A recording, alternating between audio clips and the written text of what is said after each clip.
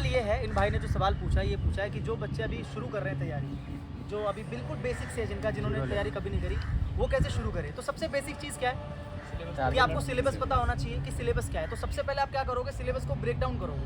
Break down करने का मतलब है कि भाई पहले आपने मैथ्स का सिलेबस देखा, आपने उसको कॉपी पे लिखा कि मैथ्स के अंदर ये सारे चैप्टर्स हैं, ठीक है, उसके ज्योमेट्री है या फिर मेंसुरेशन है या फिर जो भी है, ये आपने लिख लिया, एडवांस मैथ जिसको हम कहते हैं, और एक तरफ आपने दूसरे चैप्टर्स बाकी लिख लिए। और फिर आपने देखा कि इनका वेटेज कितना है ओवरऑल, कि किस चैप्टर में से कितने क्वेश्चन पूछे जा रहे हैं। वेटेज भी ज़रूरी है जानना।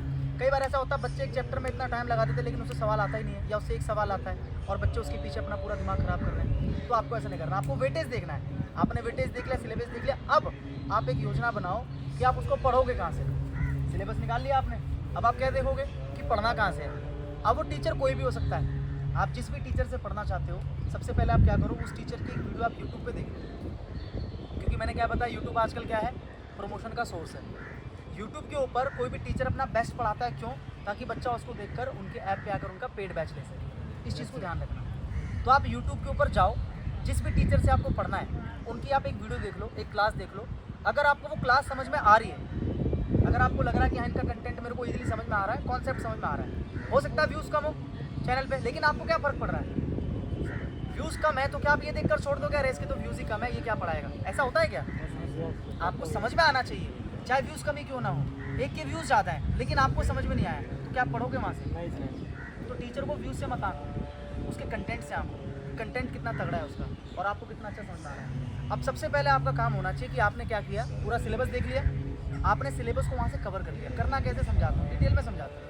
जैसे एक चैप्टर आपने पढ़ा, आपने कोर्स ले लिया उनका, मान लो पेड बैच ले लिया या आपका मन है यूट्यूब पे पढ़ने का। मैं अपनी तरफ से रेकमेंड करता हूँ अभिनय शर्मा सर का जो 88 डेज़ वाला है वो देख लो आप यूट्यूब के ऊपर, या A to Z की जो सीरीज़ है वो देख लो आप, वहाँ से आप पूरा कवर कर लोगे, ठीक है।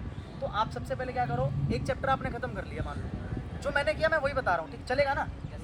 यस सर, हवा में बातें बता दो, नो सर, नो सर, मैं अच्छा लगूँ बता कर, रियलिटी बता रहा हूँ जो मैंने किया है। तो आपने एक चैप्टर खत्म कर लिया, सपोज करो आपने प्रॉफिट लॉस खत्म किया। अब सबसे पहले आप क्या करोगे, जो आपको शीट टीचर प्रोवाइड कर रहे हैं, अगर वो कर रहे हैं तो सबसे पहले आप उस शीट को लगाओगे, लगा लिया आपने शीट को। उसके बाद आपको क्या करना है, अगर कोई PDF आपको मिल जाती है जिसमें 2018 से लेकर 2023 तक के SSC के जितने भी एग्ज़ाम हुए हैं, चाहे वो CHSL हो या GD हो या MTSC क्यों ना हो या CGL क्यों ना हो, उनके अंदर जितने भी प्रॉफिट लॉस के क्वेश्चंस आए हैं, अगर वो किसी ने कंपाइल करके डाल रखा है तो आपकी जिम्मेदारी बनती है कि आपने पहले शीट लगा ली प्रॉफिट लॉस की, फिर आपने 2018 से लेकर 22-23 तक के जितने भी क्वेश्चंस हैं प्रॉफिट लॉस के वो आपने सारे लगा दिए। अब आप मुझे बताओ, कोई आपको डाउट आने वाला प्रॉफिट लॉस? नो सर, बिल्कुल भी नहीं आने वाला। लेकिन बच्चे प्रैक्टिस करने से कतराते हैं। बच्चों को क्या लगता है, वीडियो देख ली ना, एक दो सवाल लिख लिए ना तो आ गया। जब तक आप खुद कॉपी पेन लेके नहीं बैठोगे, जब तक आप खुद हाथ को नहीं चलाओगे, एक चीज़ बताओ, कैलकुलेशन कैसे फास्ट होती है? कई बार बच्चों का सवाल रहता है कि भैया कैलकुलेशन कैसे। मैंने कभी किसी को नहीं बोला, मैंने कभी किसी को रेकमेंड नहीं किया कि आप डेली दिन में आधा घंटा कैलकुलेशन करो, आप जमा घटा करो। मैं बोलता हूँ तुम सवाल लगाओ, बस तुम्हारी कैलकुलेशन अपने आप अच्छी हो जाएगी। अब तुम डेली दिन में अगर सवाल लगा रहे हो, 150-200 सवाल तुम रोज़ के लगा रहे हो, तुम रोज़ कैलकुलेशन तो कर ही रहे हो ना, तुम मल्टीप्लाई तो रोज़ कर ही रहे हो ना, तो तुम्हें अपने आप ही क्या होगा, टेबल्स अपने आप ही याद हो जाएंगी। तुम्हें पता लग जाएगा 22 पंजे तुम बार बार कर रहे हो, 22 पंजे 110, 22 पंजे तुम्हें याद ही हो गए। फैक्ट नहीं है, तुमने कोई फ्रैक्शन की वैल्यू देखी और तुम्हें पता लग गया इसका परसेंटेज में ये वैल्यू होता है, या तुमने देखा परसेंटेज में इसका फ्रैक्शन वैल्यू ये होता है, तो तुम्हें वो करते करते अपने आप ही याद हो जाएगा। तुम्हें उसको अलग से याद रखने की जरूरत नहीं पड़ेगी। इस चीज़ को समझ रहे हो? तो जब तक आप प्रैक्टिस नहीं करोगे तब तक आपको चीज़ें समझ में नहीं आएंगी। तो आप क्या करोगे, ज़्यादा से ज़्यादा प्रैक्टिस करोगे, खास करके किसकी प्रैक्टिस, प्रीवियस ईयर के क्वेश्चन जो TCS पैटर्न के हैं 18 से लेकर 22-23 तक के। तो आपने एक चैप्टर कर लिया, कंप्लीट कर दिया इसको आपने, उसके बाद आपने दूसरा चैप्टर उठाया, फिर ऐसे आपने तीसरा चैप्टर, फिर जब आपको लगे कि आपने चैप्टर वाइज खत्म कर लिया, अब आप क्या करोगे, मिसलेनियस क्वेश्चंस करोगे। और उसे कैसे करोगे, सेट वाइज करोगे। और कोशिश ये किया करो, जैसे आप प्रॉफिट लॉस कर रहे हो, प्रॉफिट लॉस के आप 25 सवाल कर रहे हो, तो आप ये कोशिश क्या करो, उस 25 सवाल को ना 15 मिनट के अंदर खत्म किया जाए, टाइमर लगा के। किसी भी सवाल को आप करते हो तो हमेशा टाइमर लगा के करो। ऐसा नहीं कि एक सवाल लेके बैठे हुए धीरे धीरे एक सवाल में आधा घंटा, अरे आ गया आंसर, फायदा क्या उस आंसर लाने का? अगर आप शुरुआती फेज में हो, सीख रहे हो, that is a different thing. लेकिन अगर आप सीख चुके हो और आप क्वेश्चंस लगा रहे हो तो आप ये क्या करो, प्रॉफिट लॉस के मेरे को 30 सवाल लगाने या 25 सवाल लगाने, टाइम सेट कर लिया मैंने 15 मिनट का, अलार्म सेट कर दिया। 15 मिनट में जितने सवाल हुए, जितने नहीं हुए उनको बाद में सोल्यूशन के टाइम पर करना। इससे क्या होगा, टाइम मैनेजमेंट की आदत आपकी शुरू से बन जाएगी। मैंने ऐसा किया, मैं ऐसे वॉच रख दिया करता था, जितने सवाल बनते थे। इससे क्या होता है, आपका दिमाग अपने आप आपको ना सिग्नल देता है कि भैया आपको जल्दी जल्दी सवालों का आंसर निकालना है। तो शुरू से अगर आपको आदत रहेगी तो एग्जाम में आपको कोई दिक्कत नहीं आने वाली। लेकिन अगर शुरू से आप लेजी बन के रहोगे, धीरे धीरे सवाल को निकाल रहे हो, तो उससे आपकी आदत बिगड़ जाएगी और सब कुछ आने के बावजूद भी एग्जाम में आप अटेम्प्ट नहीं कर पाओगे। ऐसा होता है कि नहीं होता? Yes sir. एग्जाम से निकल कर जब आते हैं, जब आंसर की आती है, यार ये तो आता था, ये भी आता था, ये सवाल एग्जाम से निकलने के बाद अरे यार इसका आंसर ऐसे था यार, अरे यार, ऐसा होता है ना। क्यों होता है? Lack of practice, time management की कमी। तो जब तक आप टाइम मैनेजमेंट नहीं करोगे तब तक चीज़ें नहीं हो पाएंगी। और इसको सिर्फ सुनने में मत रखना, अपना टारगेट रखो कि आने वाले 6 महीने या 1 साल के अंदर आपको एक सिलेक्शन लेना है। मतलब लेना है। मेरा घर दिल्ली में है, जहाँ पे मैंने तैयारी करी, जहाँ पे मैं बचपन से रहा हूँ। मैं आपको दिखाता, मैं कभी लाइव में या कभी घर जाऊँगा ना दिल्ली, तो आपको दिखाऊंगा। इतने रजिस्टर है मेरे पास जो मैंने मैथ से भर रखे हैं, इतने सारे। अभी जो रैंक 1 है मोहित चौधरी, उसने भी आपको दिखाया होगा एक वीडियो के अंदर कि उसके पास इतने सारे रजिस्टर है। मैं कभी आपको अपने दिखाऊंगा। मेरी उंगली जो है ना, ये वाली उंगली, इस पर पेन रखते हैं अपन, तो यहाँ मेरे एक समय पर गड्ढा पड़ गया था, परमानेंट गड्ढा। ऐसे पेन से दबता रहता है ना, परमानेंट गड्ढा, हाथ में पेन ही पेन मतलब चला होता था ऐसे करके। और इतने सारे रजिस्टर मैंने आज भी मैंने फेंके नहीं, उनको मैंने रख रखा है याद के तौर पर, रख रखा है मैंने। पहली बार जब किसी टीचर से जो बोले सेट लगाने, उसमें भी टाइमर लगा के करेंगे। उसको आप ऐसे ही करो, मैंने बताया ना, जो आप पहली बार कर रहे हो, जो आप शीट लगा रहे हो, उस शीट को आप ऐसे ही करो नॉर्मल, बिना टाइमर लगाए, क्योंकि अभी आप सीखने के फेज में हो। लेकिन जब आप प्रीवियस ईयर की प्रैक्टिस करोगे उसमें आप टाइमर लगाओगे, क्योंकि वो टाइम बेस्ड क्वेश्चन है, टाइम बाउंडेड क्वेश्चन है। जो आपके टीचर्स आपको दे रहे हैं, हो सकता है उन्होंने कैलकुलेशन टफ रखी हो, है ना, हो सकता है आंकड़ों ने डिफिकल्ट रखे हो। लेकिन जो TCS आपको दे रहा है, जो SSC आपको दे रहा है, उन्होंने दिया ही ऐसा है कि वो आप उसको टाइम लिमिट में कर सको। तो जब आप प्रीवियस ईयर करते हो तो उसको आप टाइम बाउंडेशन के साथ कर सकते हो। सर पहले बुक्स में करें, उसके बाद फिर टेक्स्ट बुक में भी कर सकते हैं। हाँ, टेक्स्ट बुक में जो है सेक्शनल वगैरह जो होते हैं, वहाँ से तो वैसे भी टाइमर के साथ होता ही है। फुल टेस्ट में या सेक्शनल दो, पहले आप सेक्शनल दो। जब आपको लगे ना कि आपने सिलेबस को कम से कम 2 बार कंप्लीट कर लिया है, उससे पहले मॉक पे मत जाना। एक सवाल हमेशा बच्चे पूछते हैं कि भैया मॉक्स में नंबर नहीं बढ़ रहे, और जब मैं उनसे पूछता हूँ बेटा सिलेबस हो गया है, भैया थोड़ा सा बाकी है। अब आप खुद बताओ, जब तक आपने सिलेबस ही कंप्लीट नहीं किया, आपके मॉक्स में नंबर कैसे आ जाएंगे? नहीं आ पाएंगे ना। तो सबसे पहले आपका टारगेट क्या रखोगे आप? कितनी बार कम से कम? 2 बार। और क्वेश्चन कैसे प्रैक्टिस करोगे? टाइमर लगाओ। टाइमर लगा के आप TCS पैटर्न के सवालों को 18 से लेकर 22-23 तक के आप वो सारे के सारे कर दो।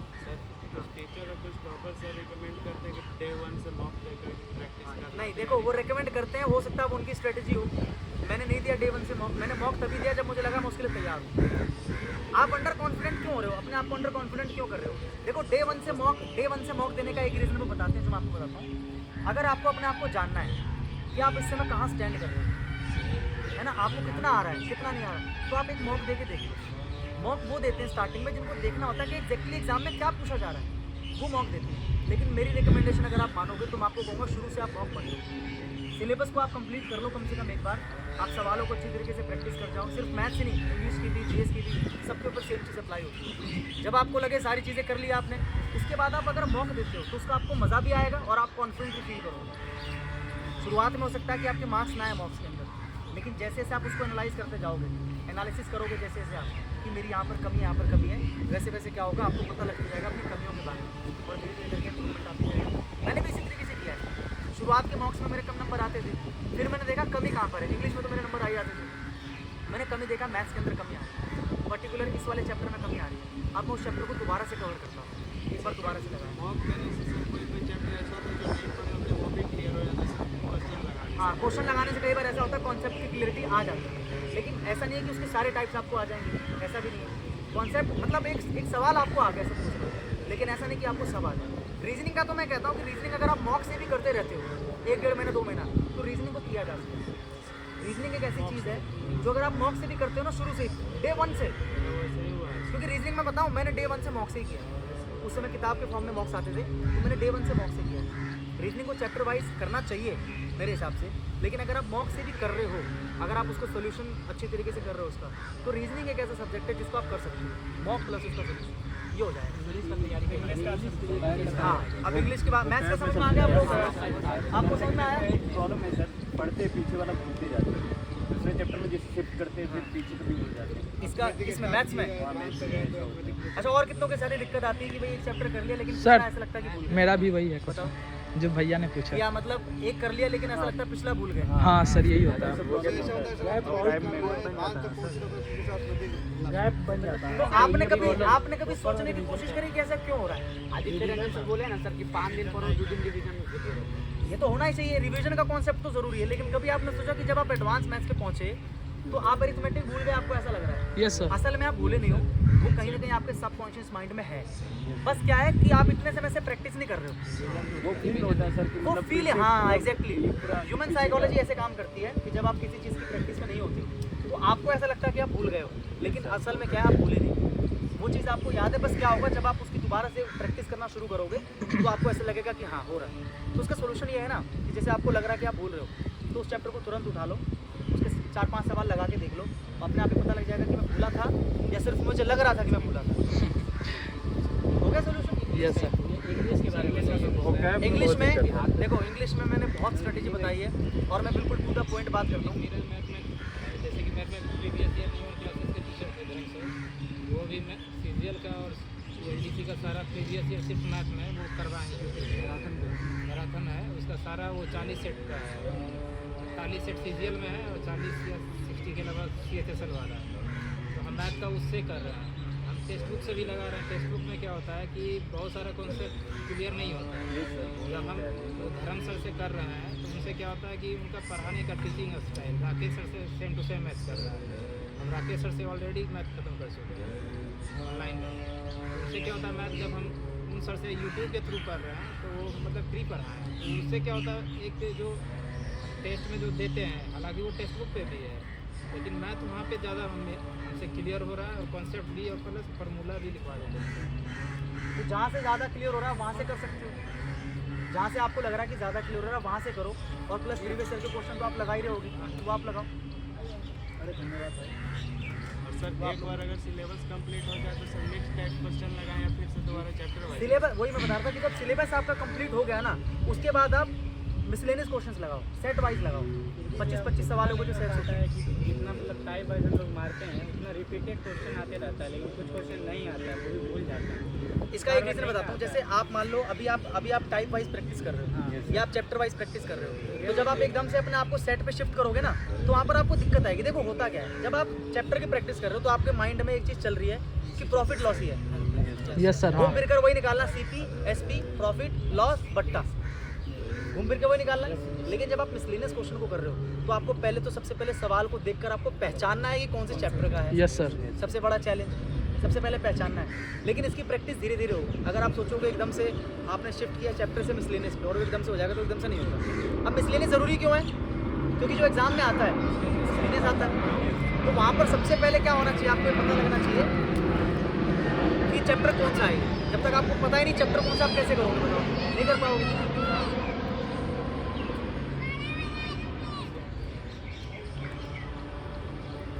आप आगे आ जाइए। ठीक है, तो जैसे जब आप पेपर देते हो, एग्जाम देते हो, तो एग्जाम में जो क्वेश्चंस आते हैं वो तो मिसलेनियस आते हैं ना, उसमें चैप्टर वाइज, उसमें ऐसा क्या ब्रैकेट में लिखा होता है कि ये प्रॉफिट लॉस है, वो आपको खुद पहचानना होता है। और अगर मान लो आपको पता लग भी गया प्रॉफिट लॉस है, एक चीज़ को समझना बहुत इंपॉर्टेंट है ये, अगर आपको कोई क्वेश्चन पढ़ के पता लग गया कि ये तो प्रॉफिट लॉस का है, पता लग गया, लेकिन पढ़कर आपके दिमाग में एकदम से क्लिक नहीं किया कि प्रॉफिट लॉस का कौन सा टाइप है। कई बार ऐसा भी होता है कि यार इसमें करें क्या, शुरू कैसे करें। ऐसा होता है कई बार कि पता है कि प्रॉफिट लॉस का है और कहीं ना कहीं देखा हुआ है, लेकिन करे कैसे। तो ये कब होता है, ये कब होता है, जब आपने प्रैक्टिस सही से नहीं करी होती है, जब आपने एक टाइप को बस एक बार करके छोड़ दिया होता है, तो आपको ऐसा लगता है कि आपको आ गया, लेकिन एग्जाम का जो प्रेशर होता है वो नेक्स्ट लेवल का होता है। तो इसलिए आपको मिसलेनियस क्वेश्चंस भी लगाने पड़ते हैं। जब आप मिसलेनियस क्वेश्चंस को लगाओगे तो धीरे, देखो कुछ भी चीज़ एकदम से नहीं, अगर आप एकदम से सोचोगे आपके मार्क्स 90 से 120 हो जाए मॉक में, क्या हो पाएगा? कभी कभी मॉक में अच्छा मार्क्स आ जाता है, बट सेम क्वेश्चन एग्जाम में नहीं पता। हाँ, ये भी होता है कभी कभी कि मॉक्स में हो जाता है लेकिन एग्जाम में नहीं हो पाता, तो उसके पीछे सिर्फ एक ही कारण है, एग्जाम का प्रेशर। जब आप मॉक दे रहे हो तो आप मानो ना मानो, लेकिन आपके दिमाग में चीज़ फीड है कि मैं मॉक दे रहा हूँ, अपने घर में दे रहा हूँ, पास हूँ फेलू फर्क नहीं पड़ता। लेकिन जब आप एग्जाम दे रहे हो तो आपको अच्छी तरीके से पता है कि मैं एग्जाम दे रहा हूँ, आपके ऊपर एक प्रेशर है। ह्यूमन टेंडेंसी है प्रेशर लेना भाई, आप ऐसा नहीं कह सकते कि प्रेशर मत लो, कितना भी कह लो प्रेशर मत लो, प्रेशर आता है। वैसे सर नॉर्मल कैलकुलेशन रूम पे करते हैं घर पे, तो जैसे 16 × 48 होता है, तो वहाँ एग्जाम में ऐसा प्रेशर बनता है कि वहाँ करके देखते हैं कि होता ही है कि नहीं होता है। आपको ऐसा होता है ना एग्जाम में कि आपने आंसर निकाल लिया, फिर भी कभी कभी डाउट होता है सही निकाला है, तो एक बार फिर गुणा करके देखते हो, फिर एक बार काट के देखते हो, तो ऐसा होता है। मैंने कहा ना, जब आप किसी चीज़ को बार बार अटेम्प्ट करने की कोशिश कर रहे हो, पाने की कोशिश कर रहे हो, तो प्रेशर आपके ऊपर ऑटोमेटिकली क्या होता है, जनरेट हो जाता है। उस प्रेशर के चक्कर में आपको ऐसा लगता है कि आप जो कर रहे हो वो शायद आपने गलत कर दिया, फिर उसको बार बार अटेम्प्ट करने की कोशिश करते हो, यही होता है। लेकिन इसका ये प्रेशर तभी हटेगा जब आपकी प्रैक्टिस उस लेवल की होगी। आपने अगर घर पे कम से कम 80 से 100 मॉक्स दिए होंगे, आपने अगर एग्जाम में जाने से पहले आप दे के आए उससे 100 मॉक्स, तो आपको लगता है कि आपको कॉन्फिडेंस नेक्स्ट लेवल का होगा। अब आपने मौके नहीं दिए, आपने 4 मॉक लगा लिया, आपने 5 मॉक लगा, अब चले गए एग्जाम देने के लिए, फिर क्या होगा? होगा ही नहीं, एग्जाम का प्रैक्टिस भी होता है। हाँ। सर एग्जाम और हमेशा ना मॉक देने के लिए एग्जाम का माहौल भी बनाया करो। ये जब आप बैठे, कुछ बच्चों को मैंने देखा वो क्या करते हैं, मॉक दिया, 15 मिनट मॉक लगाया, पॉज कर दिया, अंगड़ाई लेने लग गए, पानी पीने लग गए, वॉशरूम चले गए, और फिर आके फिर उसको रिज्यूम कर दिया, और रिज्यूम करने के बाद फिर दोबारा। ऐसे आपको लगता है आपकी हैबिट बन पाएगी एग्जाम में बैठने की? आपको प्री में कितने घंटे बैठना है? 1 घंटा बैठना है। फिर आप मेंस दोगे सीजीएल का या किसी भी एग्जाम का दोगे, वहाँ पे भी आपको लंबी सीटिंग चाहिए ना, आपको बैठने का पेशेंस तो आपको बनाना पड़ेगा। और कभी भी ना ऐसे इरिटेट मत हुआ करो, सवाल नहीं हो रहा तो इरिटेट नहीं होना है। कई बच्चे होता है देखो ना, इरिटेट हो जाते हैं, एक सवाल नहीं हुआ इरिटेट हो जाते हैं, वो मौकी बंद कर देते हैं, भागें। ऐसा होता है, जनरली ऐसा होता है कि सवाल नहीं निकल रहा है ना, 1-2 सवाल, जैसे मान लो कोई मुश्किल मौका उठा लिया किसी का, और देखा यार एक सवाल नहीं हुआ, दूसरा सवाल नहीं हुआ, उसको बंद ही कर दिया, दूसरा मौका शुरू कर दिया जिसमें आसान है। वो ढूंढते हैं ज़्यादा नंबर लाए, ज़्यादा नंबर, आप सोचो, और उसमें कॉन्फिडेंस आ जाता है, फिर दूसरे वाले में जाते हैं तो सेम कर ये लीजिए। होता है। तो इससे बचने का एक ही तरीका कि आप प्रैक्टिस अच्छे से करो, नेक्स्ट लेवल पे आप मॉक्स ज़्यादा से ज़्यादा लगाना एग्जाम से पहले। मेरे हिसाब से कम से कम नहीं तो 50 मॉक्स तो दे के जाना। अगर आप प्री देने जा रहे हो तो कम से कम 50 मॉक्स दे के जाना, कम से कम। और कोशिश करना कि मॉक्स हमेशा दोपहर में दो, क्योंकि एग्जाम्स की टाइमिंग आपकी वही होती है, सुबह से लेकर दोपहर के बीच में, शाम के बीच में। और वो माहौल रखो कि जो आपके एग्जाम हॉल में माहौल होता है, कि कोई शोर शराबा ना हो, कोई डिस्टर्बेंस ना हो, बीच में मॉक को पॉज ना करो। अगर आप इस तरीके से तैयारी करते हो, जैसे मैंने बताया मैथ्स का, जैसे मैंने बताया मॉक्स का, जैसे मैंने बताया, तो आपका सिलेक्शन रुकेगा नहीं। देखो आज नहीं तो कल आपका सिलेक्शन होगा, ये आप भी जानते हो, डीप डाउन आप भी ये बात जानते हो कि आज नहीं हुआ ना, लेकिन कल तो होगा। लेकिन क्या गारंटी कि कल हो जाएगा? सवाल तो ये है। आप एक बात बताओ, आप यहाँ पर कितने बच्चे बैठे हो? 3, 4, 5, 6, 7, 8, 9, 10, 11, 12, 13, 14, 15, 16, 17, 18, 19, 20, 21, 22, 23, 24, 25, 26, 27, 28, 29, 30, 32 बच्चे बैठे हो यहाँ पर। आप 30-32 बैठे हो, आप लोग एग्जाम की तैयारी करो। आपके जैसे कितने हैं पूरे इंडिया में? लाखों हैं, 30-40 लाख बच्चे हैं। अब आप मुझे बताओ, आपके अंदर ऐसी क्या चीज़ है कि आपका सिलेक्शन होगा, उनका नहीं होगा? कभी सोचा आपने इस चीज़ को बैठ के? कभी आपने अपने आप से बात करी है कि मेरे अंदर वो क्या खास चीज़ है जो मुझे बाकियों से अलग बनाएगी, जो मुझे लाखों में से 6000 के बीच में लेके आएगी? सोचो। CHSL में तो 1600 वैकेंसी है और एग्ज़ाम देने वाले होंगे 40 लाख प्लस, गारंटी है। एग्ज़ाम देने वाले खैर 25-30 लाख होते हैं, फॉर्म भरने वाले होते हैं 40 लाख प्लस। तो कभी आपने सोचा कि आपके अंदर ऐसी क्या चीज़ है कि आप उन सबको पीछे छोड़कर 1600 में अपना नाम दर्ज करा सको? बताओ, कभी सोचा? अब आपको मैं जेन्युइनली एक चीज़ गाइड करूं, अगर आप मेरी बात को फॉलो करोगे। देखो, मैं चाहता हूं कि आप सब सिलेक्शन लो, आप सब अपने माँ बाप को प्राउड फील करवाओ, जैसे हमने करवाया। जब ज्वाइनिंग ला के दिया तो बहुत गर्व हुआ उनको कि हाँ, लड़के ने कुछ हासिल किया जीवन में। मैं चाहता हूँ आप लोग भी करो। तो सबसे पहले आप एक काम करोगे, आप इंस्टाग्राम अपने फ़ोन से करोगे अनइंस्टॉल। मैं बहुत बार करते हैं, इंस्टॉल कर रहा हूं। Yes sir. अनइंस्टॉल करो। एग्जाम के टाइम पे, तैयारी के टाइम पे मेरा भी अनइंस्टॉल था। तो सबसे पहले इंस्टाग्राम, तुम्हें क्यों चाहिए इंस्टाग्राम? एक बात बताओ, मेरे से बात करने की जरूरत ही नहीं है। अनइंस्टॉल करने के बाद ऐसा फील होता है कि हम कुछ कर दिए हैं, मतलब अनइंस्टॉल कर दें, ऐसा नहीं करते हैं तो फिर उस पर ध्यान नहीं जाता, उस पर ऐसे अनइंस्टॉल करने पे ज़्यादा ध्यान जाता है। क्या इंस्टॉल कर दिया? कभी अनइंस्टॉल करने के बाद क्रोम से खोल के भी देख लेते। चलो, ये कितनी अच्छी बात है कि आप लोग इस चीज़ को खुद एक्सेप्ट कर रहे हो। तो आप लोगों को अपनी कमी खुद पता है कि आपका सिलेक्शन क्यों नहीं हो पा रहा है। देखो, मुखर्जी नगर में 1-2 बार गया हूँ, तो वहाँ मैंने 1-2 बच्चों से मैं मिला हूँ जो तैयारी करने वाले बच्चे होते हैं। एक बच्चा मिला था मुझे एक बार, बिहार से था बच्चा, बिहार से मुखर्जी नगर शिफ्ट हुआ है और पीजी में रहता है वो। एक छोटा सा कमरा ले रखा है, इतना डेडिकेटेड बच्चा है। सुबह उठ के वो अखबार बांटता है, अखबार बांटने के बाद आके अपने कमरे में आराम से तैयारी करता है, पढ़ता है, फिर कोचिंग वगैरह भी जाता है, उस कोचिंग जाने के बाद में फिर आता है और आने के बाद फिर से वो क्या करता है, तैयारी करता है, पढ़ता है। तो इतना डेडिकेटेड बच्चा आज के टाइम पे वो सिलेक्टेड भी है, ASO है वो CSS के अंदर। तो आपको वो डेडिकेशन चाहिए। उसके पास फ़ोन कौन सा, बटन वाला, क्यों? ताकि घर पे बात कर सके, फैमिली से बात कर सके। तो जब तक आप अपने आप को इन चीज़ों से दूर नहीं करोगे, मुझे अनफॉलो करना है कर दो, मुझे कोई दिक्कत नहीं है। मुझे नहीं चाहिए ऐसे फॉलोअर जिनका सिलेक्शन मेरे को फॉलो करने की वजह से रुक रहा है, मुझे नहीं चाहिए। मुझे तुम अनफॉलो करो भाई। अगर तुम्हें लग रहा है कि मेरे पोस्ट की वजह से तुम डिस्ट्रैक्ट हो रहे हो तो मुझे नहीं चाहिए तुम। मैं तो कहता हूँ मुझे मत करो फॉलो भाई। अगर मुझे फॉलो करने से तुम डिस्ट्रैक्ट हो रहे हो तो मुझे मत करो, समझ रहे हो? या तो पूरा का पूरा क्या कर दो, अनफॉलो कर दो, या फिर क्या कर दो, अनइंस्टॉल कर दो। सर अनइंस्टॉल करने से ज़्यादा बेटर ये नहीं है कि हम लोग टारगेट को पूरा करने पर फोकस डालें? कहीं ना कहीं वो चीज़ आपको डिस्ट्रैक्ट करेगा। यस सर, हाँ आप मानो ना मानो, लेकिन जैसे कोई पोस्ट डालेगा, जैसे कोई रील आएगा ना, तो आपका दिमाग वहाँ से डिस्ट्रैक्ट हो जाएगा। मैं आपसे वही तो पूछ रहा हूँ, आपको चाहिए कोई इंस्टाग्राम, ये बताओ मुझे। वहाँ तो कुछ जानकारी की चीज़ है भी नहीं भाई। अगर यूट्यूब तो मैं कहता हूँ रखो अपने पास, क्योंकि वहाँ इन्फॉर्मेशन है, वहाँ से तुम करंट अफेयर पढ़ सकते हो, क्लासेस ले सकते हो, वो तो समझ में आता है। तुम्हें फेसबुक क्यों चाहिए, तुम्हें इंस्टाग्राम क्यों चाहिए, बताओ क्यों चाहिए तुम्हें? कोई रीज़न है? अनइंस्टॉल करो, अपने पास यूट्यूब रखो और अपने आप को, आप कितना भी तैयारी कर लो, मैं तो फैक्ट बताता हूँ, मैंने कहा ना, अच्छा लगे तो भी बुरा लगे तो भी, आप कितना भी तैयारी कर लो, जब तक आप अपनी पढ़ाई को लेकर सीरियस नहीं हो। लोग कहते हैं कि सीरियस होकर मत पढ़ो, चिल रह के पढ़ो। मैं कहता हूँ सीरियस हो। अलग अलग लोग अलग अलग थ्योरी आपको देते होंगे, आपने सुना होगा, बहुत बकवास करते हैं लोग यूट्यूब के ऊपर जाके, अरे चिल रह के पढ़ाई करो, घूमो फिरो आराम से। पता है ये वो लोग होते हैं जो पहले से या तो एक्स्ट्रा ऑर्डिनरी होते हैं, बहुत टैलेंटेड होते हैं, पढ़ाई में बहुत तेज होते हैं, तो इनको पता क्या लगता है कि इस पूरी दुनिया इनकी जैसी है, गलत आके गाइड कर देते हैं। मैं कहता हूँ, हाँ मैं कहता हूँ कि भाई नाम मतलब ये चल रही है, मैं कहता हूँ कि आप सीरियस हो, आप पढ़ाई को लेकर सीरियस बनो। मेरे को पता है मैं कितना सीरियस था यार, मैं तो पढ़ाता भी था, पढ़ता भी था। 8 घंटे मेरी दिन में क्लास होती थी, पढ़ाता था मैं 7 से 8 घंटे कंपटीशन को, SSC वगैरह को पढ़ाता था। फिर घर पे आके रात को 3 बजे तक पढ़ रहा हूँ, मैं पागल हूँ? अब मेरा सिलेक्शन नहीं होगा तो किसका होगा बताना? अगर मैं 3 बजे तक, जो बच्चा 11 बजे सो गया, सुबह 8 बजे उठ रहा है और दिन में 3 घंटे पढ़ के उसको लग रहा है तेरे भाई ने कितना पढ़ लिया, उसका सिलेक्शन होगा, मेरा सिलेक्शन होगा जो रात को 3 बजे तक पढ़ रहा है। आपका सिलेक्शन। अच्छा सर, कितना टाइम देना चाहिए पढ़ने के लिए? ये सवाल भी कभी किसी से मत करना, लोग तुम्हें इसके अलग अलग आंसर देंगे। कितना टाइम पढ़ना चाहिए? मैं अगर बताऊंगा जितना मैं पढ़ाऊँ तुम उतना पढ़ ही नहीं पाओगे। मैं 12-12 घंटे भी पढ़ाऊँ, पढ़ लोगे? सर जीरो से सिलेक्शन तक कितना समय लगेगा? 0 से लेकर सिलेक्शन तक कितना समय लगेगा, इसका आंसर मैं दे सकता हूँ।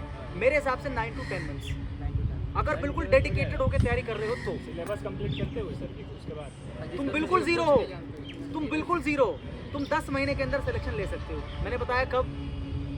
जब तुम डे 1 से बिल्कुल सीरियस हो पढ़ाई को लेकर। इसका मैथ बैकग्राउंड नहीं है, मतलब मैथ बहुत वीक। आर्ट्स वाला हूँ मैं, ठीक है। 10th में मेरे 49% थे, 49, तो मैंने आर्ट्स ली नहीं है, मुझे मिली है। एक होता है, वही बता रहा, एक होता है लेना, एक होता है मिलना, तो मुझे मिली है। तो मैं मैथ्स बैकग्राउंड से, मेरी तो मैथ्स, मतलब मुझे ऐसा लगता है कि दुनिया में सबसे कमजोर अगर मैथ्स है तो मेरी है, दुनिया में सबसे कमजोर है। मैं जब साइन थीटा कॉस थीटा देखता था तो मेरे अंदर की रूह कांप जाती थी। यूट्यूब से पढ़ाई कर सकते, मैंने यूट्यूब से ही पढ़ा।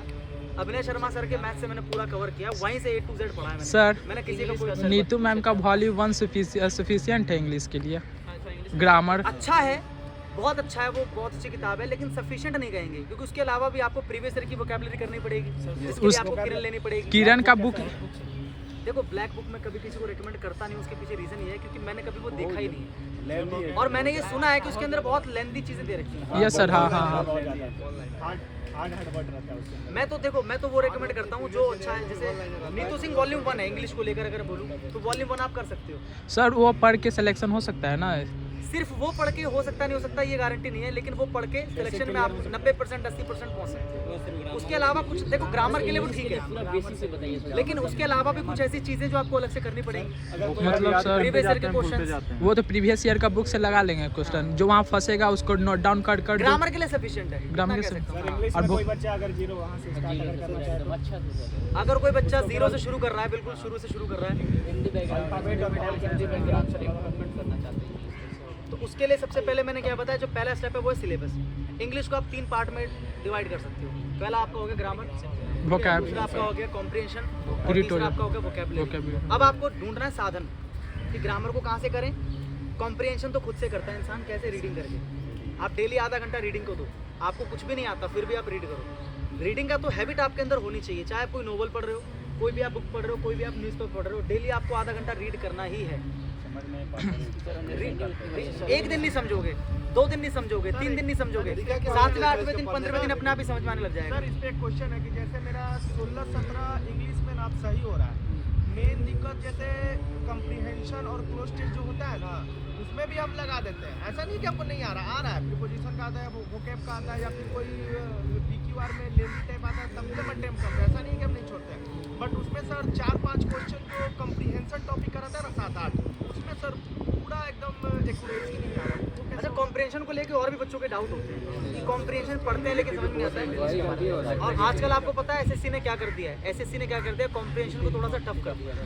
कॉम्प्रिहेंशन और बहुत सारा ऐसा पार्ट है ना सर कि लगता है कि एकदम 100% लगता है कि यही सही है, और जब आंसर है तो मैच ही नहीं ऐसा लगता है कि गलत होगा। हाँ गलत हो जो क्लोज टेस्ट होता है ना, उसका चारों ऑप्शन सेम होता है, वो कर नहीं पाते। अच्छा, मैं आपको क्लोज टेस्ट के बारे में बता दूँ। क्लोज टेस्ट ना 2 टाइप का होता है, आपने एनालाइज नहीं किया। क्लोज टेस्ट 2 टाइप का होता है। एक वो होता है जिसमें आप देखोगे जो 4 ऑप्शंस होंगे वो चारों बिल्कुल अलग अलग वोकैब होंगे, और एक क्वेश्चन ऐसा होता है जिसमें आप देखोगे कि चारों अलग अलग वोकैब नहीं है बल्कि वर्ब्स के अलग अलग फॉर्म्स हैं। Yes sir. आपने नोटिस किया कभी? Yes sir. तो 2 टाइप का आ रहा है ये। तो उसके लिए क्या होना चाहिए, अगर आप वो कर रहे हो जिसके अंदर मतलब 4 ऑप्शन है वोकैब वाले, तो उसके लिए आपकी वोकैब अच्छी होनी चाहिए। जैसे मान लो एक क्लोज टेस्ट में ब्लैंक है, और उस ब्लैंक में ना आपको एक वर्ड फिल करना है, 4 ऐसे वर्ड दे रखे ऑप्शन में, चारों का मतलब ही नहीं पता आपको, तो क्या आपको लगता है आपका सही हो पाएगा? तो उसका तरीका क्या सही करने का, वोकैब स्ट्रॉन्ग होनी चाहिए, और वोकैब एक जगह से नहीं, आपको 2-3 अलग अलग सोर्सेज आपको रखने पड़ेंगे जहाँ से आपको करना पड़ेगा। नीतू सिंह जो वॉल्यूम 1 है वो भी कर सकते हो आप, और प्लस जो प्रीवियस ईयर की किरण आती है यस सर। किरण पब्लिकेशन, फिर प्रीवियस ईयर की, वो बेस्ट है। उसमें आपको सब एक जगह मिल जाता है, इसलिए वो बेस्ट है। वो मेरे पास 1-2 किताबें हैं, आप में से 1-2 बच्चों को वो दे सकता हूँ। मोबाइल उनके पास, अच्छा अभी रखो, चलो फोन करेंगे। तो वो कैब को सर कितना टाइम तक यहाँ अगर नहीं हो रहा फिर भी उसको जबरदस्ती कितना पड़ेगा? वोकैब देखो, वोकैब को आप डेली का अगर आप 1 घंटा दे रहे हो, 1 घंटे में आप क्या कर रहे हो, जैसे सिनोनिम्स याद कर रहे हो। एक तो होता है सिंपल वोकैबुलरी, कोई सिनोनिम कोई एंटोनिम, सिर्फ वोकैबुलरी है, सिर्फ आपने वर्ड याद किया उसकी हिंदी याद कर, वो MB में तो डेली के, हाँ डेली के आप याद कर सकते हो कितने, डेली के आप याद कर सकते हो 10-15, डेली के 10-15 या आप याद कर सकते हो। मैं तो पूरा 2-3 पेज याद करता था। उसमें कोई कॉन्सेप्ट नहीं ना, तो माइंड में नहीं रिटेन रह पाता है, याद करना। Yes sir. आपको ऐसा लग रहा है कि नहीं है, लेकिन जब आप उसको एग्जाम में देखोगे, आपके सामने जब ऑप्शन आएगा आपने आप ही कर दोगे, वो होता है सबकॉन्शियस माइंड में हमारे।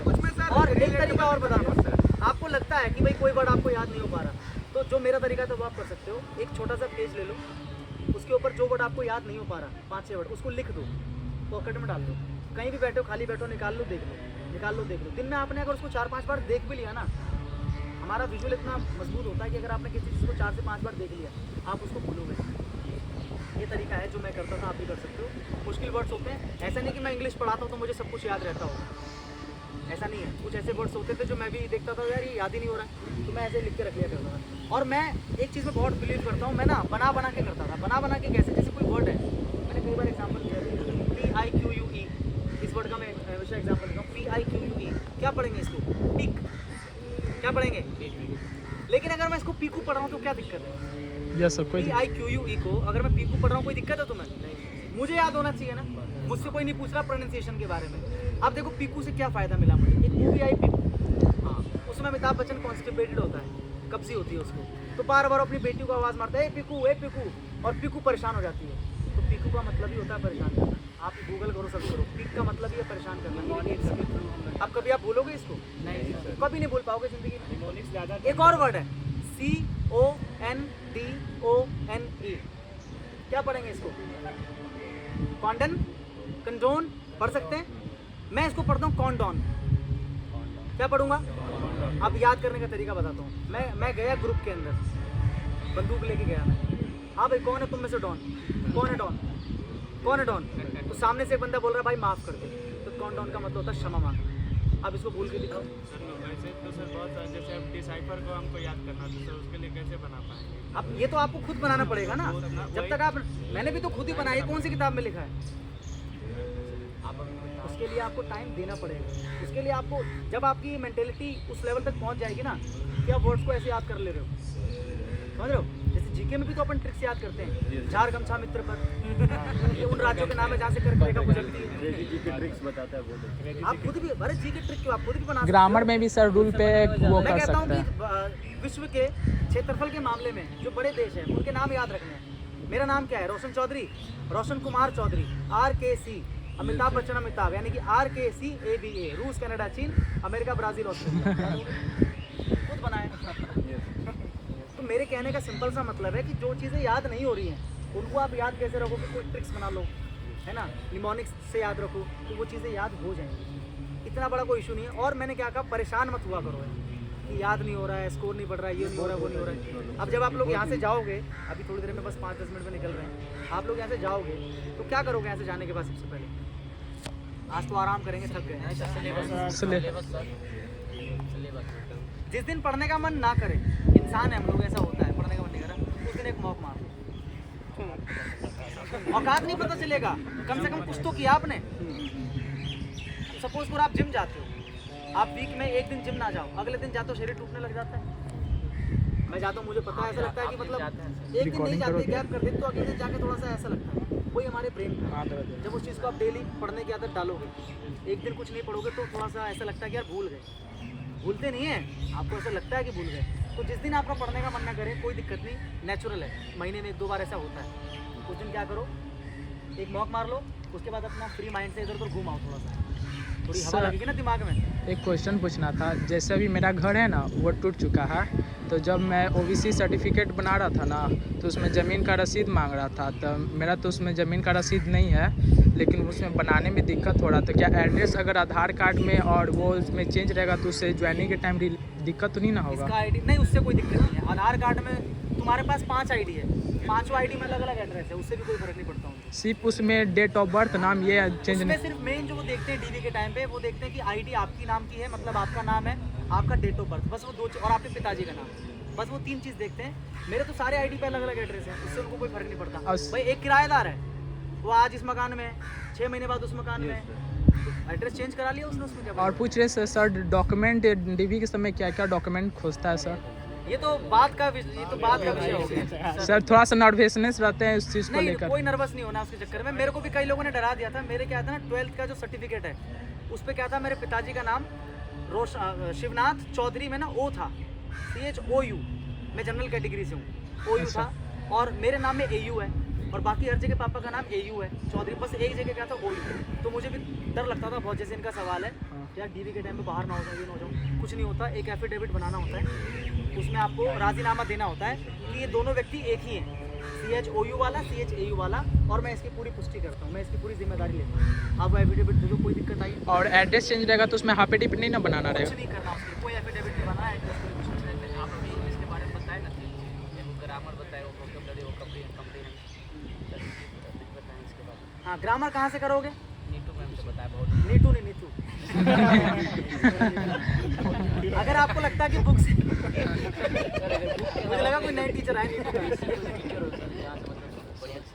अगर आप एक बुक से कर सकते हो, अगर आपको लग रहा है कि पढ़कर आपको समझ में, आप एक बुक उठाओ, हाँ। अगर आपको लग रहा है कि आपने पढ़ा और आपको समझ में आ गया, तो फिर आप किसी टीचर से पढ़ने की जरूरत ही नहीं। आप पढ़ रहे हो, आपको समझ में आ रहा है। अगर आपको नहीं आ रहा तो यूट्यूब के ऊपर बहुत सारे टीचर्स हैं, मेरे चैनल पे देख सकते हो। यस कोर्स नहीं कर रहा हूँ, बस बता रहा हूँ मैं कि A to Z बैच है। आप में से कोई देखता है मेरी वीडियो? Yes sir. तो A to Z बैच चल रहा है, और मुझे लगता है कि उससे वो मोर देन सफिशिएंट है, वो आपका सिलेक्शन करा देगा, आपको पता भी नहीं चलेगा।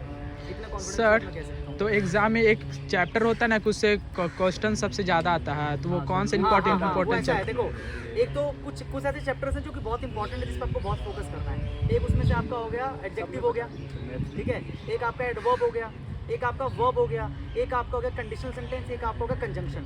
ये 4-5 ऐसे चैप्टर हैं जिनका वेटेज बहुत ज़्यादा है, इनसे बहुत ज़्यादा क्वेश्चंस पूछे जाते हैं। लेकिन इसका मतलब क्या हुआ कि नाउन प्रोनाउन नहीं पढ़ना है सर? तो आप वेटेज देख के मत पढ़ो, वही बताएंगे। पहले इंग्लिश का एक बार मैं क्लियर कर दूं ना, इंग्लिश का टोटल मैं क्लियर कर दूं। सर एक क्वेश्चन और इसमें ऐड कर दिया कि मेंस में 105 मार्क्स का आता है, 135 का, तो 135 के करीब कैसे जाए? 135 के करीब जाने के लिए आप ये देखो कि एग्जाम में कितने सवाल किससे पूछे जा रहे हैं। ग्रामर के कितने सवाल है, वोकैब के कितने सवाल है, और कॉम्प्रिहेंशन के कितने सवाल है तो 3 ही चीज़ें, इससे बाहर तो कुछ है ही नहीं। तो ग्रामर पहले आप अपना पूरा देखो, ग्रामर कैसे करोगे, मैं पूरा सीक्वेंस बताता हूँ। आपने नाउन पढ़ लिया, कहीं से पढ़ लिया, मेरे चैनल से पढ़ लिया, किसी और के चैनल से पढ़ लिया, बुक से पढ़ लिया। तो अब आप क्या करोगे, नाउन के सवाल लगाने आपको टारगेट रखो कम से कम 100 सवाल। कहाँ से करोगे? वॉल्यूम 1 के अंदर है 40-50 सवाल। Yes sir. Mirror of common error एक बुक आती है, यस सर। खरीदने की कोई जरूरत नहीं है, फ़ोन में डाउनलोड कर लो, प्ले स्टोर पे है, प्ले स्टोर पे है, मेरे फ़ोन में भी पड़ी होगी शायद। वहाँ से क्या करो, चैप्टर के एंड में 50 सवाल है, iOS में नहीं है, उसमें मेरे पास दूसरा भी है ना, एंड्रॉइड भी है। ये तो मैंने अभी लिया था, ऐसी हवाबाजी में लिया था। फिर पता चल रहा है कि एंड्रॉइड ही बेटर था, इसमें बहुत सारे तो रिस्ट्रिक्शन हैं, इस फ़ोन में बहुत सारे रिस्ट्रिक्शन हैं। डिस्ट्रैक्ट करने के लिए मतलब ये है, डिस्ट्रैक्ट नहीं होने देता, रील के लिए ज़्यादा सही है आईफोन। हाँ, तो मैं कहाँ पे था? Mirror of common error. तो उसमें क्या है, उसमें 50 सवाल है हर टॉपिक के एंड में। तो 50 यहाँ से, 50 वॉल्यूम 1 से, ये हो गया आपके 100 सवाल। 100 सवाल करने के बाद में देखना है, अलग तरह का कॉन्फिडेंस आपके अंदर पैदा हो जाएगा, यहाँ आता है। और एक चीज़ और करना, पूछो क्या, अगर कोई रूल आपको लग रहा है, या अब कोई रूल आपको लग रहा है कि आप उसको भूल रहे हो, या कोई रूल आपको लग रहा है कि बार बार रिपीट हो रहा है, तो एक अलग कॉपी आपके पास होनी चाहिए, नोटबुक, उसके अंदर आप उसको नोट करो। इंपॉर्टेंट, मैं नोटबुक लाना भूल गया, मैं कल रात से सोचा था कि आप लोगों को ला के दिखाऊंगा अपनी नोटबुक, सर लिया था, मैंने बहुत सोचा था लेकिन भूल गया। ठीक है, तो वो करो आप, इंपॉर्टेंट को क्या कर लो, लिख लो। जब आपके टॉपिक वाइज सारे सवाल हो जाए, हर टॉपिक के 100 से सवाल, अब आप क्या करोगे, किरण की बुक उठाई, प्रीवियस ईयर की, उठाया टॉपिक कॉमन एरर, अब उसमें तो मिसलेनियस है, हाँ। अब आपने वो लगाना शुरू किया। मतलब इतनी गदर तैयारी हो जाएगी तुम्हारी, तुम्हारा सिलेक्शन कोई रोक ही नहीं सकता। तुम करो तो सही, फालतू लोगों की बातें मत सुनो, इतना पढ़ लेने से हो जाएगा सिलेक्शन। आइए जानते कैसे लाए 50 में से 50, उनसे पूछो तुम्हारे खुद थे। मेरे तो थे, मेरे प्री में इंग्लिश में बटे हैं, मेरे मेंस में सीजल 2020 में 190 आउट ऑफ 200 थे, और 2021 में 189 आउट ऑफ 200, तो मेरे तो हैं, मेरा अच्छा स्कोर है, मैं जानता हूँ चीज़ों को। लेकिन आजकल मैंने बहुत देखा है, मात्र 1 महीने में इंग्लिश की पूरी तैयारी कैसे करेंगे, पूरे नंबर कैसे लाए, 15 दिनों में। तो आप ज़्यादा ऐसी वीडियोस को देख के ओवर एक्साइटेड हो जाते हो, मत हुआ करो। सर हाँ, जैसे कि मेरा पैसेज जो है ना वो सही नहीं है, लेकिन लोग बोलते कि एडिटोरियल हो गया, कोई ऐप होता है उसके द्वारा एडिटोरियल पढ़ने के लिए, तो सिर्फ एडिटोरियल नहीं, जरूरी नहीं है, ये भी गलत फहमी, सिर्फ एडिटोरियल ही क्यों पढ़े हम लोग। एडिटोरियल की भाषा बिल्कुल नेक्स्ट लेवल होती है भाई। देखो जो एडिटर है, एक इंग्लिश न्यूज़पेपर का एडिटर, आप समझ रहे हो कितना इंग्लिश में नॉलेजफुल बंदा होगा ना। तो आप जरूरी नहीं है कि आप सीधा एडिटर पेज पढ़ना शुरू करो। मैं तो कहता हूँ एनसीईआरटी की बुक उठाओ 11th क्लास की, मैंने बच्चों को पढ़ाया 11th में, 6th में, 7th में, मैंने पढ़ाया है, मुझे पता है वो चीज़, ग्राउंड रियलिटी। मैं कहता हूँ सारी वोकैबुलरी जो है ना वहीं से उठ के आती है। और बताओ, पढ़ोगे आप उसको? 11th की ज़रूरत पढ़ो, सारी वोकैबुलरी। 11th की इंग्लिश की जो बुक्स हैं उसमें जो चैप्टर्स हैं, स्नैपशॉट और एक वो है, नहीं वो तो उसमें है, अरे क्या, मैं बुक का नाम भूल गया हूँ, पढ़ाई में काफ़ी टाइम होगा। एक हॉर्नबिल तो है ही, रेनबो का स्नैपशॉट है। हाँ, वही। आप उसको पढ़ो, उसके चैप्टर्स पढ़ो, आप देखना आपको लगेगा यार मैं क्या पढ़ रहा हूँ। नेक्स्ट लेवल की लैंग्वेज दे रखी है, और ऐसी लैंग्वेज जो आपके एग्जाम में आती है सर। और लोग उसको बोलते हैं कि पढ़कर उसका थीम समझना या फिर उसका हिंदी कर अर्थ समझना, उसको क्या क्या कर सकते। वही मेन है, मेन तो वही है। जैसे आप पढ़ रहे हो, देखो मेन क्या है, आपने एक लाइन पढ़ा, आपने स्टोरी का एक लाइन पढ़ा, अब आप ये देखो क्या वो लाइन पढ़ के आपको उसकी हिंदी समझ में आई कि नहीं आई, वो आपने देखा। प्लस आपको लगा कि इसके अंदर एक ये वर्ड आया, इस वर्ड का अर्थ मुझे नहीं पता, उसको अंडरलाइन किया, कॉपी में लिखा, मेरे पास डायरी थी, वो डायरी भी मैं कभी आपको लाइव में कभी दिखाऊंगा, उसको आपने लिख लिया, उसकी हिंदी मीनिंग आपने लिख ली, बस हो गया आपका काम खत्म। और जब आपने चैप्टर पढ़ लिया, जब आपने उसको पढ़ लिया, उसके बाद क्या करो, उस वोकैब को आप याद करो। लेकिन इतना कुछ आपको करने की जरूरत है नहीं, मैं तो सिंपल कहता हूँ कि आप रीड करो, वहाँ से वोकैबुलरी निकाल सकते हो तो निकाल लो, नहीं भी निकालते हो तो हैंड उसको याद कर लो, कलेक्शन नोट नहीं भी करना है तो। लेकिन रीडिंग ज़रूर करो, एडिटोरियल पढ़ने की कोई ज़रूरत नहीं है, आपका मन है तो पढ़ लो, नहीं तो आप एनसीईआरटी को भी पढ़ सकते हो। आपको मेन क्या है, अंडरस्टैंडिंग डेवलप करनी है। अंडरस्टैंडिंग किसे कहते हैं? जैसे मैं आपको बोलूँ ब्रदर कीप ग्रो, आप बताओ सही बोला मैंने गलत बोला? सही बोले सर। कीप ग्रो, सही बोला गलत बोला? गलत बोला। क्यों सर? आपको पता होना चाहिए, अगर आपने वर्ब टॉपिक पढ़ाओ कि कीप के बाद हमेशा क्या लगाते हैं, V1 प्लस आइन। अच्छा, हाँ, ग्रोइंग होगा, keep growing, keep talking, keep going. जैसे बचपन से सही इंग्लिश पढ़ने में कॉन्फिडेंस, अभी हमको ये फॉर्मूला किया कुछ नहीं पता था कि ING लगाते कि क्या लगाते, ये रूल है ही नहीं, अंडरस्टैंडिंग है। लेकिन हमको ये पता है, बस मॉक में देने जाते हैं तो यही चीज़ फिर गलत हो अब देखो अंडरस्टैंडिंग क्या है इसमें, कि दो मेन वर्ब एक साथ आ ही नहीं सकते, वो भी V1 की फॉर्म में। हाँ। कीप ग्रो, कीप भी एक मेन वर्ब है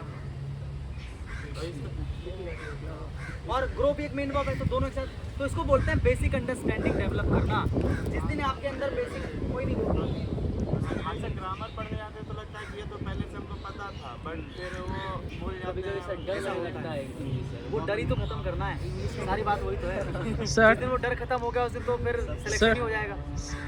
सर जैसे कोई वोकैब याद किए हैं, ठीक है, तो कुछ वोकैब माइंड में अट जाता है लेकिन कुछ नहीं रह पाता है, तो उसके लिए क्या करें, दोबारा उसको पढ़ना पड़ता अच्छा है। एक काम कर सकते हैं, अगर करना हो, अगर कोई अपने पास जगह हो, है ना, जैसे आप लोग आसपास से हो अगर, तो हम संडे को मिले और संडे को मैं आपके इंग्लिश के जितने भी डाउट्स हैं आप अपने टेस्ट लेके आओ या टॉपिक्स लेके आओ, या संडे मैंने आपको टॉपिक पढ़ा दिया किसी एक वाइट बोर्ड लेके, है ना, उसके ऊपर पढ़ा दिया, तो उसमें मुझे भी मज़ा आएगा। मुझे ऑफलाइन पढ़ाया बहुत टाइम हो गया और आप लोगों को आपका सिलेक्शन तो मैं करवा ही दूंगा, उतना तो मुझे भरोसा है। Yes sir. अगर ऐसा हो 23 वालों की 23 वालों का जुलाई में फ्री है। आप में से कितने हैं बताओ जो 23 जुलाई वाला फ्री देने वाले हैं? चलो बहुत सारे बच्चे हैं, अच्छा सवाल है सर। तो ये अच्छा, तो आप लोग ये बताओ आप में से कितने मॉक दे रहे हैं अभी फ्री का मॉक? स्कोर कितना बन रहा है आपका? 200 में से 110। आपका 125 120 के आसपास। आपका 50-60 120 और कौन दे रहा मॉक्स? 120 प्लस। आपका 120 से 120। और कौन दे रहा मॉक्स? आपका कितना बन रहा है? 135। और कौन दे रहा है? नहीं दे रहा है। मॉक्स नहीं दे रहे हो? तो अगर आप मॉक दे रहे हो और आपका स्कोर 100 से लेकर 120 के बीच में है, तो इसका मतलब आप ठीक हो, आप ठीक चल रहे हो। अगर 100 से नीचे थोड़ी दिक्कत का काम है, 100 से 120 लाने का मतलब है कि आप ठीक ठाक चल रहे हो। बस आप क्या करो, अपनी कमियों को एनालाइज करो। यही सब दिक्कत हो रहा है सर। प्रीवियस ईयर आया है तो टेक्स्ट बुक ऐसे मौके तो सर प्रीवियस ईयर। हाँ, ये भी अच्छा सवाल है कि आपको करना क्या है। आपको ना वीक में आपको रोज एक मॉक देना है, क्योंकि अब तो वो टाइम आ चुका है, एग्जाम में 1 महीना बचा है, तो अब वो टाइम है कि जब आपको रोज एक मॉक देना है। तो आप क्या करो, एक दिन आप दो मॉक और एक दिन आप दो प्रीवियस, एक दिन मॉक एक दिन प्रीवियस, एक दिन मॉक एक दिन प्रीवियस, ऐसे दो। और आप ये नोटिस करोगे कि मॉक में कम आ रहा, प्रीवियस में ज़्यादा आ रहा है, ये खुद ही नोटिस करोगे। क्यों? क्योंकि मैंने बताया ना, अगर सिलेबस अभी कवर पूरा नहीं हुआ तो भी मतलब भी देना ही चाहिए। अगर मान लो किसी वजह से, क्योंकि अब तक ये तो वो टाइम है जब आपका सिलेबस कंप्लीट हो जाना चाहिए था, लेकिन एक्सेप्शन मान लेते हैं कि अगर आपका सिलेबस नहीं हुआ है कंप्लीट, मतलब फिर भी आप अगर देखो, इस केस में बता सकता हूँ कि अगर सिलेबस नहीं भी हुआ है तो भी आपको डेली एक मौका देना चाहिए। इस केस में अभी थोड़ी देर पहले मैंने क्या बोला था, सिलेबस कंप्लीट हो तभी देना, लेकिन एक्सेप्शनल केस है कि भाई 1 महीना बचा और आपका सिलेबस ही कंप्लीट नहीं है, तो अब आप पहले सिलेबस कंप्लीट करने बैठोगे फिर मॉक दोगे तो टाइम ही नहीं है। तो आपको डेली एक मॉक देना किस चीज़ के लिए? जस्ट टाइम मैनेजमेंट के लिए, 1 घंटा बैठने की हैबिट बनाने के लिए। स्कोर कितना आ रहा है उससे मैटर नहीं कर रहा, उसमें क्या कर रहे हो आप, बैठने की हैबिट बना रहे हो, सिटिंग की हैबिट बना रहे हो, और 1 घंटा आप टाइम मैनेज कर रहे हो, बेसिकली ये कर रहे हो आप, ठीक है। और साथ साथ में क्या करोगे, एनालिसिस। देखो मॉक 1 घंटे का होता है, उसकी एनालिसिस 2 घंटे की होती है। कुछ बच्चों को मैंने देखा, मॉक दे दिया, फ्री हो गए, नंबर देके खत्म। कहते ना एनालिसिस तगड़ी होनी चाहिए। हाँ, एनालिसिस कैसे करना चाहिए, ये भी अच्छा सवाल है। हाँ, ये अच्छा सवाल है कि मॉक का एनालिसिस हम कैसे करें। मेरा भी ये सब सवाल बच्चों था। के लिए बता रहा हूँ। देखो एनालिसिस कैसे करो, जैसे आपने सबसे पहले मैथ्स को निकाला, 2-3 चीज़ें बता रहा हूँ, बहुत इंपॉर्टेंट ध्यान रखना। मैं टेक्स्ट बुक की बात करके चल रहा हूँ क्योंकि मैंने उसी पे दी है। तो जैसे आप मान लो मॉक दे रहे हो, सुनना ध्यान से, बहुत इंपॉर्टेंट है। अब आपने मॉक दिया, आपने सोल्यूशन पे आए, तो आपने देखा कि जो आपके सही सवाल होते हैं उस पर ग्रीन होता है, यस सर। हाँ, गलत होता है उसमें क्या होता है। अब मान लो एक पहला सवाल है, आपने सही कर रखा है, आपने देखा ऊपर सिंबल्स होते हैं, मुस्कुराने का, रोने का। Yes sir. हाँ हाँ अगर हाँ। आपने अच्छा टाइम लिया, मतलब एवरेज टाइम लिया जितना और बच्चों ने लिया है, तो फ्लैट चेहरा होगा कि हाँ भाई जो बाकी ने किया वो तूने किया, तूने कोई तीर नहीं मारा। अगर आपने बाकियों से कम टाइम लिया तो हंसता हुआ चेहरा होगा कि तूने बाकियों से बेहतर किया। अगर आपने एवरेज से कम लिया होगा, एवरेज से ज़्यादा लिया होगा, तो रोने वाला चेहरा होगा ना। टाइम दिखाने लगो, पहले भी दिखाता था। अब देखो यही आपका काम शुरू होता है। अगर आपको लग रहा है कि आपने एवरेज टाइम में कर लिया, तो उस सवाल को दोबारा देखने की कोई ज़रूरत नहीं। अगर आपको लग रहा है कि आपने एवरेज से ज़्यादा टाइम ले लिया, तो आपका सही भी है ना, उसके बावजूद भी क्या करोगे, उस सवाल को देखोगे। क्या करना है कि इसको मैं जल्दी कैसे कर सकता हूँ। सोल्यूशन नीचे दे रखा है कि मतलब मैंने कर तो दिया, लेकिन मैंने कहीं ना कहीं, जैसे बाकी बच्चों ने इसको 50 सेकंड में किया, लेकिन मैंने 1.5 मिनट ले लिया है। बट सर ऐसे करने से सर कोई क्वेश्चन ऐसा होता है जिसमें से 2 ऑप्शन में से एक तुक्का मारते हैं, तो टाइम से पहले हो जाता है। तो आपको तो पता है ना कि आपने तुक्का मारा है, आपको तो पता है कि आपने तुक्का मारा, तो आप उसको सॉल्व तो करोगे वैसे भी दोबारा। ये भी तो है ना, क्योंकि आपको खुद पता है कि हाँ मैंने 2 में से तुक्का मारा था, लेकिन अब एक्चुअली मुझे उसका सोल्यूशन करना पड़ेगा। तो एक तो हो गया कि भाई जो गलत है उसको तो आपको सॉल्व करना ही है जो छोड़ा है उसको भी सॉल्व करना है। लेकिन एक भी मैंने क्या बताया, जिसमें आपने टाइम भी ज़्यादा लिया उसको भी आपको दोबारा से देखना है कि मैंने इससे ज़्यादा टाइम लिया, मैं इसको कम टाइम में कैसे करूँ। और प्लस यहीं पर काम खत्म नहीं होता। मैंने कहा ना, मैं रजिस्टर लाया नहीं वरना दिखाता। जो सवाल आपको लग रहा है मुश्किल है, ये जो कॉन्सेप्ट आप बार बार भूल रहे हो, उसको आपने क्या किया, कॉपी पे नोट कर लिया। कोई इंपॉर्टेंट फार्मूला दिख गया आपको, कोई इंपॉर्टेंट कॉन्सेप्ट दिख गया आपको, तो आपने क्या कर लिया, इसको कॉपी पे नोट कर लिया। ये हो गया आपका एनालिसिस। जीएस का एनालिसिस कैसे करोगे, क्वेश्चंस को पढ़ते गए, 4 ऑप्शन को अच्छे से एक्सप्लेन करते हैं वो कैसे। तो जो एक्सप्लेनेशन है उसको कॉपी में नोट करो, बाकी चीज़ें लिखो। जैसे मान लो दे रखा है कि फलाना फलाना मंदिर किसने बनवाया, किस शासक ने बनवाया, तो एक शासक का नाम दे रखा है कि भाई कृष्णदेव प्रथम ने बनवाया, मान लो ऐसे दे रखा है। बाकी जो 3 ऑप्शन है, देवराय प्रथम, देवराय द्वितीय और एक जो भी दे रखा है, हरिहर दे रखा, कुछ भी दे रखा है, तो उनका भी एक्सप्लेनेशन नीचे है ना।